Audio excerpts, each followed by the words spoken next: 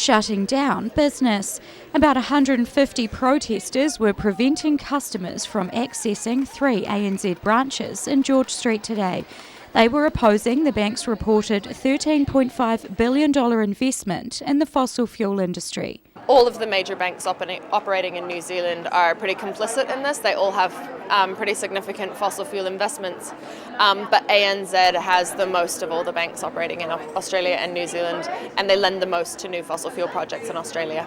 The 350 Aotearoa protest also involved members of Oil-Free Otago and followed action in Auckland, Hamilton, Wellington and Christchurch. ANZ literally has the power to make or break new fossil fuel projects, and as we know, we have to keep 80% of the known fossil fuel reserves in the ground and have no excuse to be looking for any more.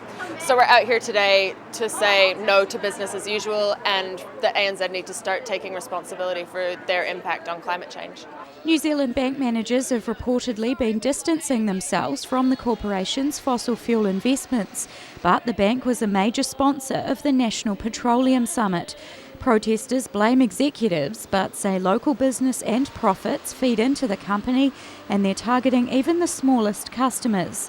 We really hope that that people who bank with ANZ, that this is a bit of a wake-up call to them about what their bank's doing, and it alerts them to the fact that their money is going to fund climate change. At least 8 police officers were deployed to monitor the protest, which began just before 9 a.m. We intend to stay until the bank closes down for the day and sends their staff home and acknowledges that business as usual cannot continue. 350 Aotearoa is calling on ANZ to divest all of its money from fossil fuels.